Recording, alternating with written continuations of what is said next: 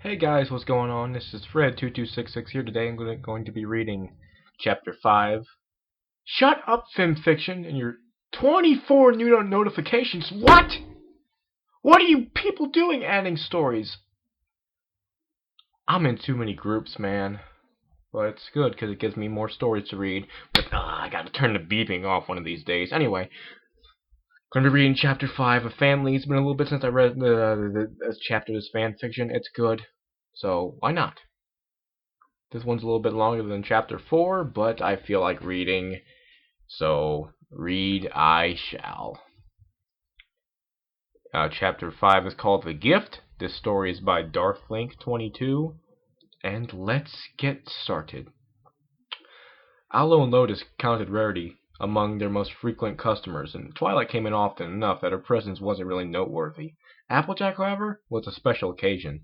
The farm pony didn't partake in pampering often, so the first thought the twins had was that it must have been a special occasion. The twins had led them to the hot tub and laid the three of them in it. They then excused themselves to see Lyra and Bonbon, the only other ones there. After they left, Applejack spoke up again. "Twi, I gotta ask. Celestia made such a big deal out of Spike. Did she ever tell you where that egg came from?" Twilight shook her head. "No, never. Every time I asked, she only said that she'd tell me when the time was right. I have no idea why his egg was with ponies." "That's odd," Rarity mused.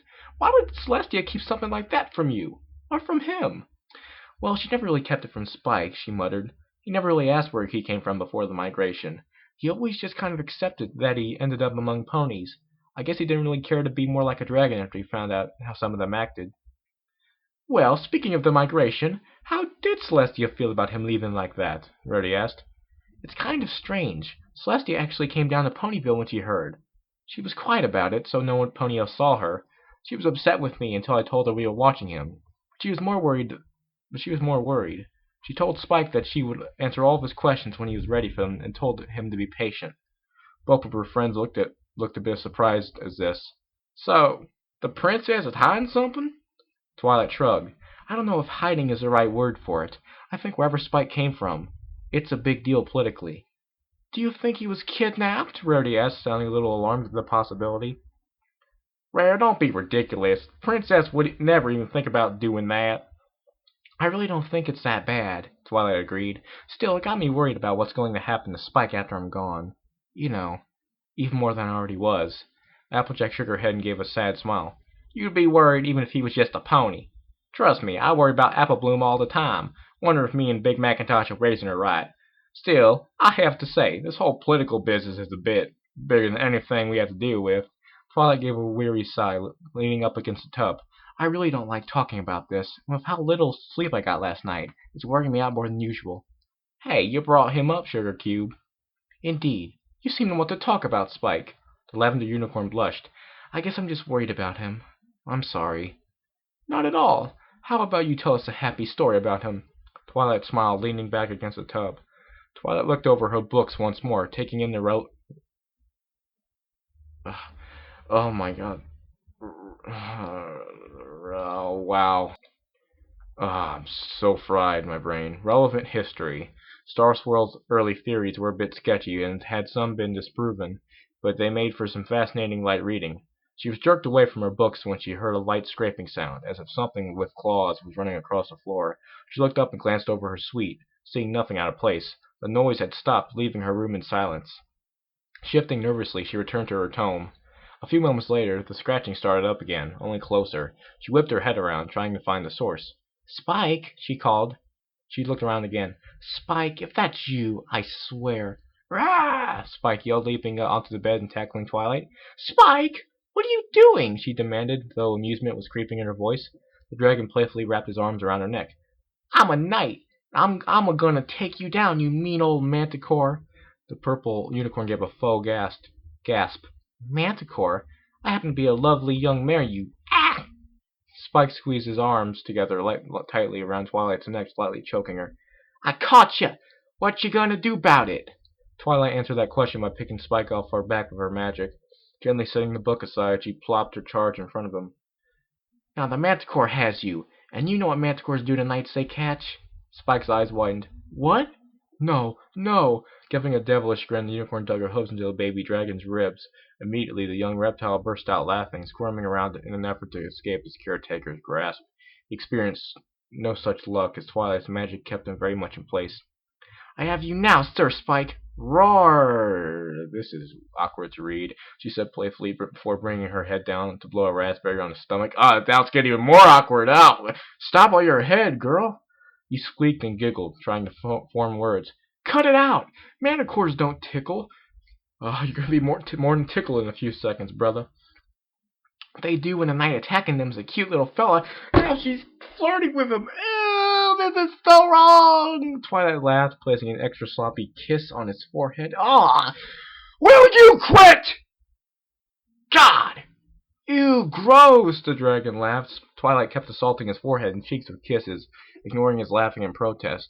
Eventually she let up, and Spike lay next to her, panting and catching his breath. After a few minutes he fell asleep, allowing her to return to her reading, this time with her charge nestled by her side. Thank God that's over. Scootaloo entered the Cutie Mark Crusaders clubhouse with intent to fetch some oil for his scooter, and was quite surprised to find Spike's abandoned Mother's Day gift. Looking at the box, her desire to see what was inside waged war with her feelings. That such a thing would be rude. It didn't take long for her curiosity to win out. Excuse me, and she opened the package. Excuse me. Inside was a picture frame made of ceramic, looking like it was made by Spike himself in Tula Rulo's craft shop. It was painted in purple and green, the baby dragon's colors, also applied by him. The edges were uneven and spilled into each other, but that gave it a charm she knew the grown-ups liked. Inside the frame was a picture of a newborn Spike, his eggshells still around him, with Twilight looking at him. At that moment, Scootaloo noticed an anomaly on the frame. There was a small painted circle on the bottom portion. The frame itself came up where it's painted. It was almost like a button. On a whim, she ran her hoof across it. In a flash, the picture changed. Now it was of a kindergarten-age Spike curled up against a teenage Twilight, resting in her purple coat. It took a minute for the filly to realize what had happened. Magic, it must be. Obviously, Twilight didn't do it. But who? No other unicorn in Ponyville at that level of magic. She nodded in realization. Twilight went to Canterlot often, and took Spike with her. He must have had Enchanted when he was up on a visit before the wedding. She ran her hoof across the button again. In a flash, there was Twilight's graduation, with Spike giving her a hug. Another flash, with a picture of the two of them after Twilight received the element of magic. Another flash, and it was the two of them on Nightmare Night. Another flash, and it was them after the migration, with newly hatched Pee-wee in his claws. Scootaloo got something in her eye. For a moment, the filly wondered what to do from here.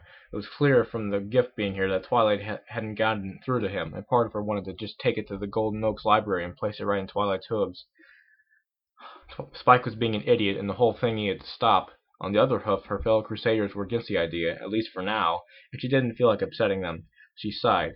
Sweetie Belle was at least considering her way. She'd take it to her for safekeeping. Pinkie took a batch of fresh cupcakes out of the oven, humming a song to herself. It was unusual to see her working this late in the day, as her shift was early morning, but she found baking helped her concentrate. Mr. Cake came down from helping his wife tuck in twins and saw his foster daughter baking happily. Well, you've seen her be in a good mood, Pinkie. Did you tell your friends? He immediately regretted asking Pinkie as she got quiet, sagging a little. She set the tray on the counter before speaking. No, Twilight didn't get through to Spike last night. I don't want to tell her as long as she's all mopey. Carrot Cake nodded, understanding. That makes sense. But are you doing okay, Pinkie? You said yourself it was something you needed to get off your chest. Pinkie giggled a little. Don't worry. Just telling you two helped me a bunch. I really feel much better that I did that this weekend. Mr. Cake was silent for a moment. Then he went over to Pinkie and kissed her forehead. You let me know if you need anything, okay? Pinkie smiled, somewhat sadly. I will. There was one colt who asked me out to the senior dance, but there was a volume on teleportation magic I wanted to finish, and— What? Rhodey exclaimed, her mouth agape. Your senior prom, and you chose to stay inside and read? Honestly, Twilight, I knew you were a shut-in, but really— Aw, lay off her. I really don't get why some mayors go all gaga over that. It's not like them high school romances last most of the time, it's true. Maybe so, but you could have stood to socialize more. That's why the princess sent me here in the first place. Besides, making myself as unavailable as possible was a good coping strategy for dealing with blue blood. Rarity cringed. He flirted with you? The purple unicorn just nodded. I was the Princess Celestia's personal student. I was kind of high on the popularity charts, and that meant I was worthy of his attention. She noted with a bit of a sneer. Why ever didn't you warn me about him? Rarity demanded, sounding a bit irritated. Every pony I ever tried to warn accused me of not getting royal love, so I eventually stopped trying, she shrugged. I guess I still should have tried to tell you, though. We all make mistakes, Rarity shrugged. Whatever became of this colt? He's in the Royal Guard now. We actually saw him when we came to Canterlot. I guess I should have said something to him. With everything going on. Aw, let's not dig that up again, Applejack said quickly. I'm getting tired of every pony moping about it. I'm perfectly happy to just put it all behind us. At the last sentence, Owl and Lotus entered the room. Following them, much to the trio's surprise, was the chief of the Ponyville police. His name!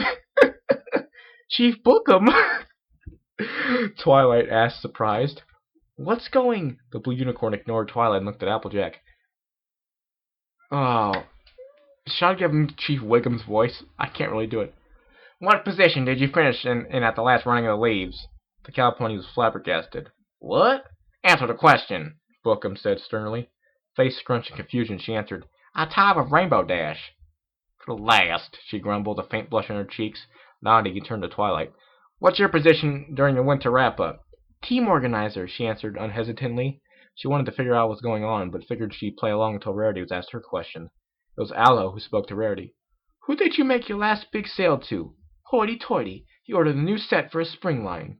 At this, the three interrogating ponies seemed relieved. Seeing this, Twilight asked again, Chief, what's going on? I'm sorry for that, Twilight, Bookham said, shifting a bit. It's just that the changeling invasion has had us all a little jumpy. To prove his point, he levitated a newspaper off a nearby table and over to them. Unsurprisingly, the attack on Canterlot was front-page news. Whenever Rarity comes, it's usually with Fluttershy and Twilight, Al explained. When we saw Applejack instead, we got worried. Oh, that makes sense. Indeed, the trio could see a warning to keep an eye out for suspicious behavior from known acquaintances. Instructions to summon the police before any questioning were also present. Twilight sighed. The princess knew this would happen. Equestria is going to turn into a paranoid nut house. Rarity took the paper and continued scanning it. Canterlot officials considering tax increase to pay for damages. Task force being assembled to hunt down changelings while the army is still scattered. Rarity actually was quiet for a moment before reading aloud her next statement with an incredulous tone. Anti-Celestia groups are up in arms? Applejack slapped her hoof into her face. Don't tell me them idiots are getting some support for all this? Bookham sighed. Afraid no. Those groups have been shouting that Celestia was incompetent for letting the changelings go right under her nose. Oh, how dare they! Rarity scoffed, sounding like herself had been personally offended. Don't get worked up, Twilight said dryly, easing back to the hot tub. This caused the others to look at her oddly. I figured you'd be most upset about these fellas. I was the first 50 times, Twilight said, sounding rather bored. It's always Celestia secretly ruining high-class social gatherings for her own amusement. Celestia secretly keeping the non-pony races in Equestria as second-class citizens. Celestia is training a dragon to be her ultimate warrior. None of the ponies missed the anger that had crept into her voice at the last sentence. I take it you had to put up with that a lot, Bookham said slowly, in response to Twilight's curt nod. Alice spoke. Why would any pony see Spike as dangerous? He's so sweet. The same reason every pony thought Sakura was dangerous. He's different. The statement was so blunt that the others got quiet for a moment. Twilight sighed. Sorry if I'm being short. Spike's just been acting strange lately. I'm worried about him. There's no need to apologize, Lotus assured. I suppose that's why you're here. Well, I'm sorry for the trouble, Ms. Sparkle, Bookham said again, tipping his hat. Twilight dismissed him with a wave, as did her compatriots. The burly unicorn took his leave. The twins began better attending to their guest, adding more bath salts to the tub, making conversation. They were going to get high off those bath salts. We must ask, why is Applejack here with you?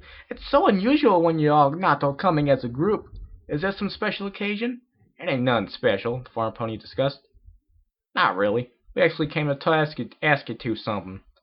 Well, what do you want me to do about it? Sweetie Belle asked. Keep it in your room, her friend responded, rolling her eyes. If we leave it at the clubhouse, something could happen to it. We all know Spike's being dumb about this, and Apple Bloom still wants to keep it a secret. I still say we should just tell Twilight. Let's wait and see if Twilight can get him to talk. Until then, I'll keep it in my room, Sweetie countered, taking the box. Scootaloo shook her head in annoyance. Fine, have fun with your little dresses. I'm going to go practice my flying, she huffed. She trotted out of the boutique and hopped on her scooter, muttering something about how sewing was for sissies. She scooted off towards a secluded part of Ponyville to try and teach herself what her parents were too busy to. What she did notice was that, sitting on a cloud above, Rainbow Dash was watching the little filly leave. After a moment, she flapped her wings and followed. That was chapter 5, and it was very interesting. That one scene between Twilight and Spike was very awkward, and it kind of made my face hurt to read.